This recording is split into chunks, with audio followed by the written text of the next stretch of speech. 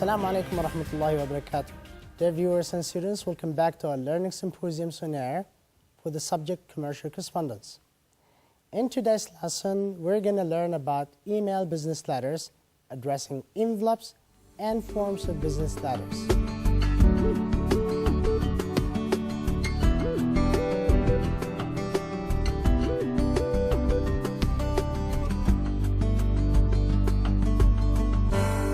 Dear students, upon finishing this lesson, you're expected to be clear with the following: addressing envelope, writing email business letters, understanding features and parts of business letters, defining forms of business letters.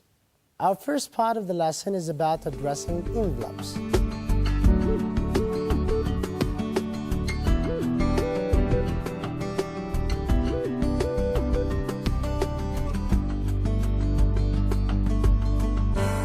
Using envelope to send letter is an old way and rarely used now. However, some companies may still like to use envelopes nowadays. Because envelopes depend on clear and correct address to reach their destinations, there must be certain requirements. The three important requirements of envelope addressing are accuracy, legibility, and good appearance. Here are the main rules followed. 1. The return address is printed on the upper left corner of the envelope on its flap, using the same design as that of the printed letterhead. 2. The receiver's address, which is the same as the inside address. 2. The receiver's address, which is the same as the inside address, is typed double space if it's less than 4 lines and placed in the lower half of the envelope. It should be balanced between the two ends so as the distance from the left edge of the envelope is the same as the end of it from the right edge. The receiver's address should include the following: A. The title and the name of the addressee on the first line. B. The number and/or the name of the building. C. The name of the street on the second line. D. The name of the town or the city, typed sometimes in spaces capitals. E.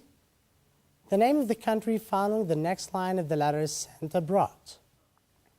3.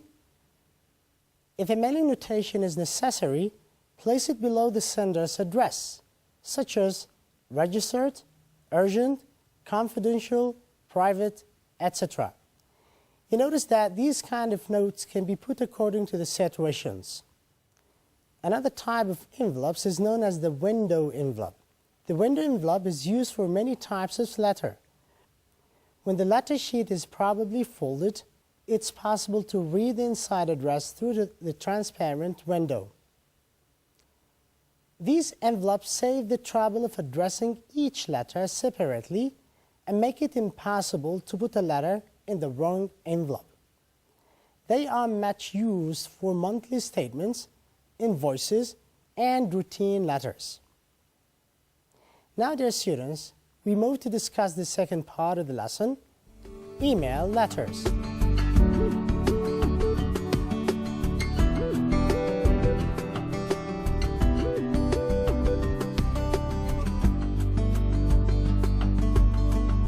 The electronic mail, abbreviated email, is a modern communication technology and has become the most prominent method in business correspondence. Now the question is, why do companies use this method of correspondence more than written letters and envelopes? To answer this question, we should first know how email letters are different. In fact, email letters have unique features that other written letters posted through the envelopes do not have. There are several features when using email business letters as follows. 1. The speed with which the letter is received by the addressee, since email facilitates transmission of letters through the use of webnet and the computer internet links, thus eliminating postal delays. This feature is of prominent importance as it greatly minimizes the time of sending and or receiving the required information. 2. The storage of letters in the computer's memory for retrieval. Thus, the letter could be retrieved by the receiver at his convenience, so the sender can be sure of not disturbing the receiver. 3. A means of archiving the capability of saving the letter for future use even after their delivery, and the possibility of getting back to any letter in a very easy way. 4. Reducing both time and effort of writing business letters. Now, dear students, we come to discuss the parts of email business letters.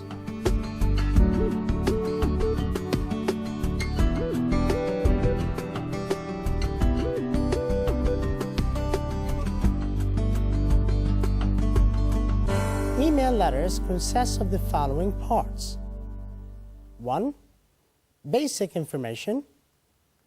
Basic information, which includes the following items. A. From.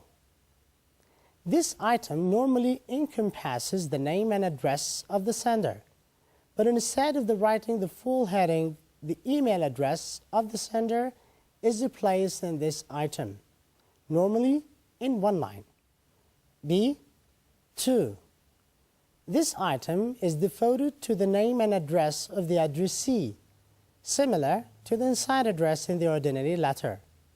Again, the full name and address is replaced by email address of the addressee. C.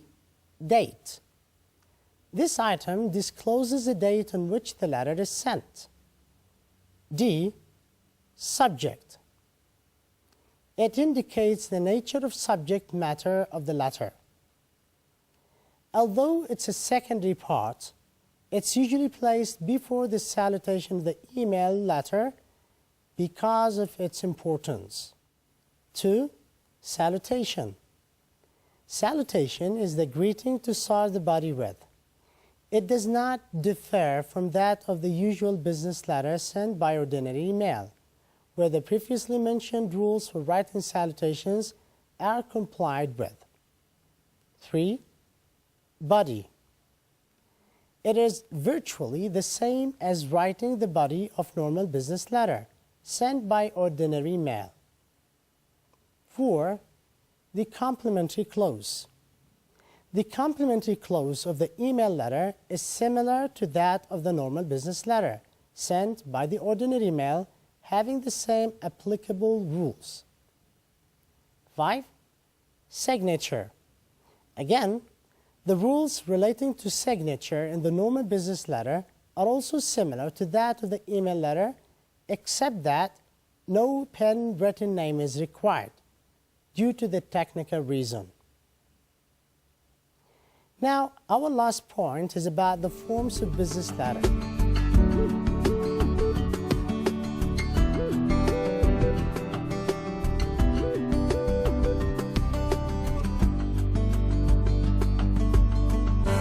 By now, dear students, we're going to discuss different forms of business letter. However, it's important to mention that our main concern is about foreign transaction, which occurs between parties in different countries, not in the same country. In order to complete a foreign commercial transaction, there are several kinds of letter that need to be exchanged between sellers and the buyers. Some of them are sent by the buyer, others are sent by the seller. Each kind of such letter has its own characteristics and therefore needs special attention. The first kind of transaction is known as home transaction. Home transactions take place between a buyer in a country and a seller in the same country. An example of this is a buyer in Yemen who wants to buy materials from a seller in the same city or country. Or you buying clothes, for example, from a seller in your city. The second kind of transaction is known as foreign transaction.